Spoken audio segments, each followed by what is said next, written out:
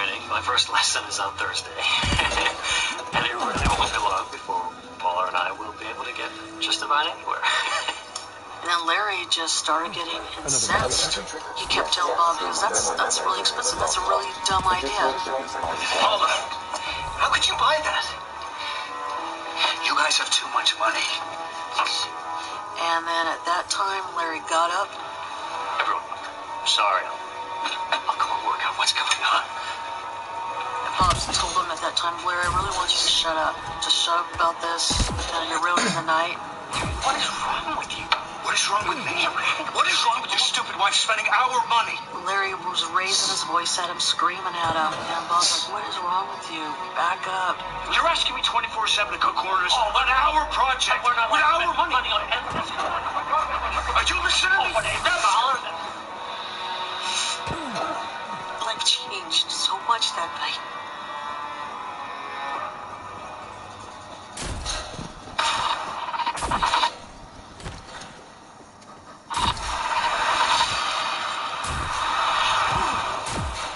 Life changed.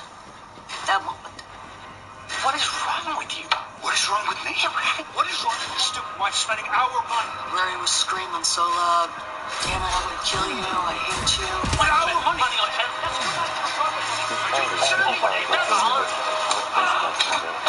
Larry looked at him and punched him right in the mouth. It was such a violent punch that knocked Bob's teeth out. This is on you, Paula. What about the shot? It was, you saw someone who just completely lost it. We went to the hospital later that night, and Bob got stitches in his face and his mouth. The damages I believe we were seeking was anywhere from, it was in the $7,000 to $8,000 range to pay for the medical bills that we incurred. Larry made it very clear that he was not going to pay anything to us, ever. We went to court. We won the judgment against him. And at that point in time, he was supposed to write us a check. That was the first week of September, and Bob was murdered September 11th.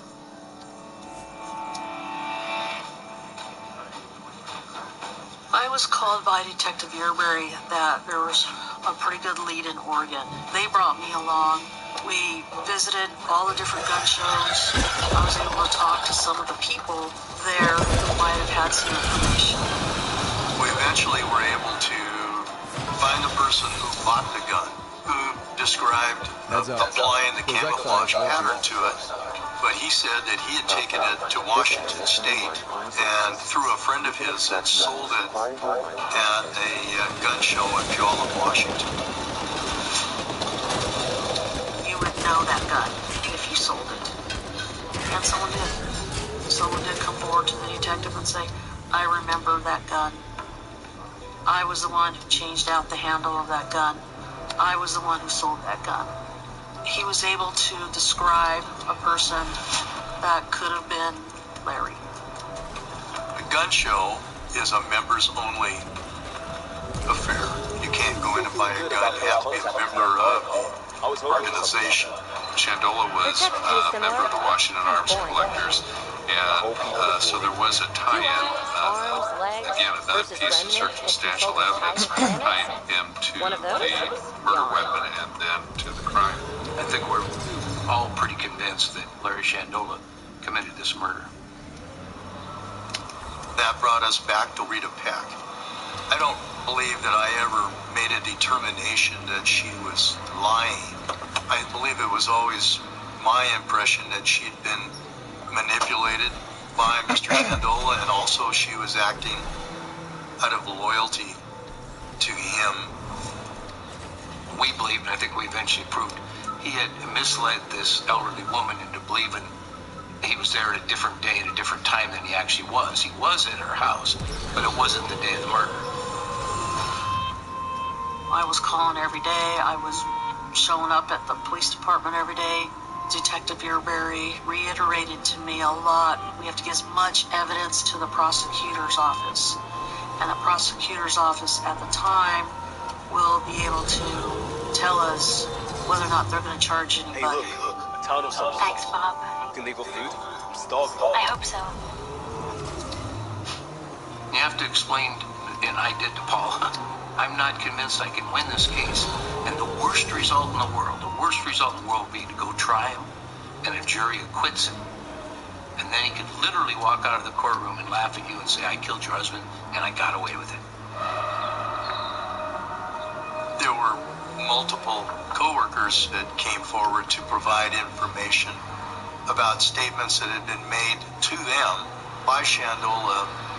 A male employee, Justin, described being offered money by Mr. Shandola to rough up or hurt Mr. Henry. No, it's the crisis response. Even after we had filed the charges, a number of the co-workers came forward and let us know about some additional statements that he had made in their presence regarding the lawsuit and his animosity towards Bob Henry. He was ranting and raving about Mr. Henry and his situation. Finally, I told him, I says, Larry, you owe the man money. I said, you hit him. I said, you've done wrong. I said, just pay up and get on with it. His last statement was, I'm not killing.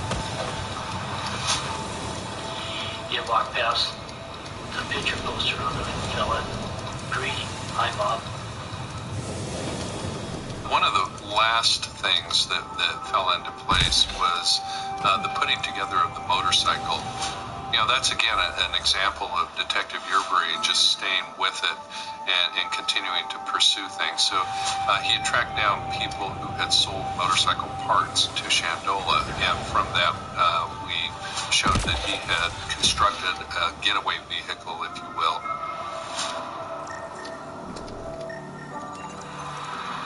By January of 2001, we felt we had enough to pursue the case. When I saw my phone and it was his number, Detective Bob Earbury calling me, it was going to be really good news or it was going to be really bad news. And I remember getting a call that it was done. Those were the words. It's done. It's encrypted. The arrest has been made. Yes. 1 moment. I felt safe for the first time because I knew he was in handcuffs, he was in a jail. There was items that were taken as evidence. Coveralls, some plaid shirts, and a black motorcycle helmet with a black shield. He wanted to scream, I knew he did it. I was telling everybody he did it, and he did it. I never gave up. You guys should never give up. People should never give up. Never give up.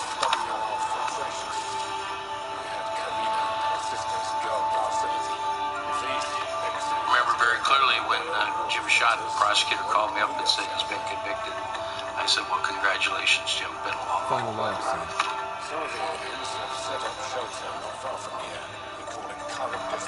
Mr. Shandola did appeal, and his conviction was upheld by the Court of Appeals. Bearing in mind that hindsight's always 20/20, I believe the investigation kept her alive. That's enough. And I also believe that if you see that kind of bravery and tenacity in your life, you only see it once. She wasn't taking no for an answer. If I could say one thing to Bob, I'd say, I hope you knew I'd always get him. And we did. We did.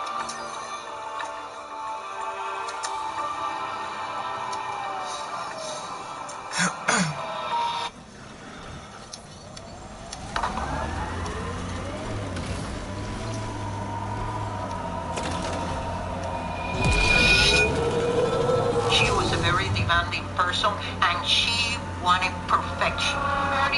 Stay sharp, I don't suppose you see my tennis bracelet, have you? Want to sit on your seat? I trusted the wrong person.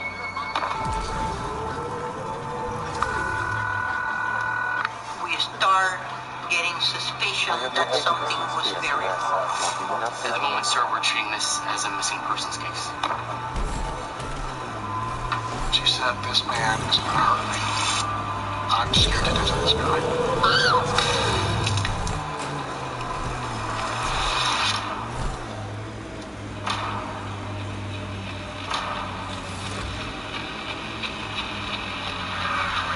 Doesn't surprised me even more how people that it would seem someone could trust eventually would turn on you.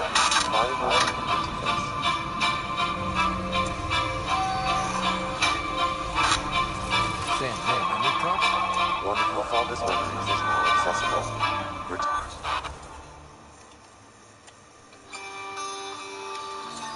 Time to Sam then on the Hyperion to investigate further.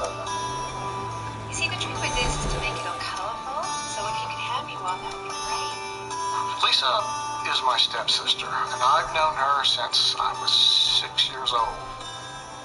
It was always just a really, really good time with her.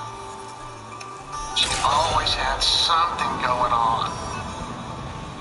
Lisa opened up her floral shop in and around 2008. It was just something to give her, something to do, a little extra income, and explore her talent.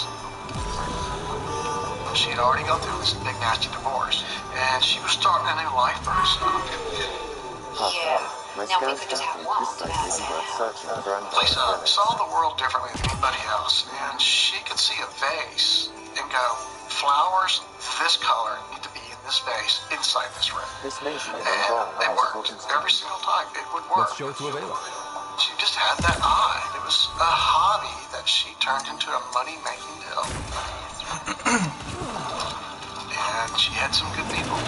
I mean, some very good people working for her. We're getting close to reopening. It would be flawless. She started telling me about a lady by the name of Lena. And then she started telling me about a guy named Sam. I met Lorenzo Sam at the flower shop. He was kind of the muscle behind everything. Mainly, he did a lot of the heavy stuff for her. And we got along great. We got along really good. And Lisa just adored him. He always said, wow, your sister's so awesome. She's really nice. Lena also worked there. And Lena, she's real bubbly, real funny, real friendly, and just a pleasure to be around.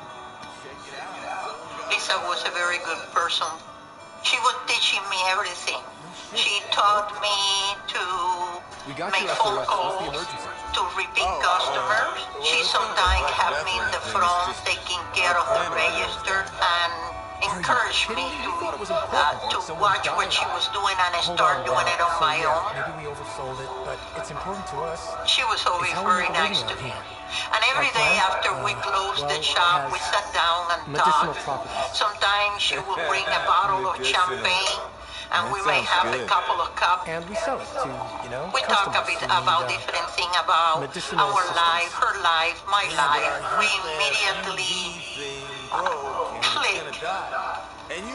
Lisa trusted everybody that she worked with, and nobody there, again, I knew him, nobody there had ever had any reason for us not to trust them. And maybe it has other benefits. July 6, 2010, she was not feeling well. I'm so sorry. The first thing you just said. We'll take that option. She was very pale. She was in pain. She was constantly bending over and touching the side of her body. I offered her to take her home. She didn't want to. She said, I'll be fine. I can drive home. I'll come in tomorrow. This plant appears to have unique pharmacological characteristics. It can act as a powerful antibiotic. However, at much higher doses, it may produce psychoactive effects. So they weren't completely lying about it.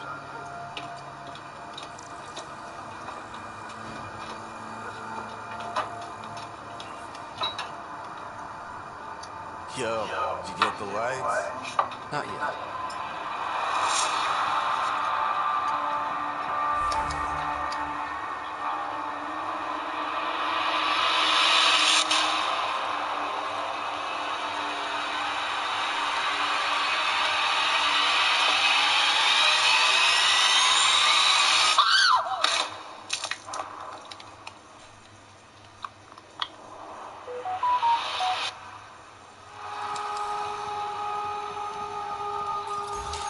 When I went to work on July the 7th, by 10 o'clock, I noticed that she was not in the shop and that there was no phone call from her.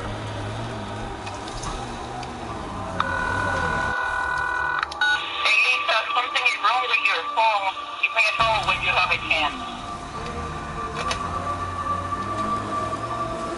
By noontime, I haven't heard anything. 1 o'clock in the afternoon, nothing. I came to 5 o'clock, no word from Lisa. So I called back again. It's like there was nothing there.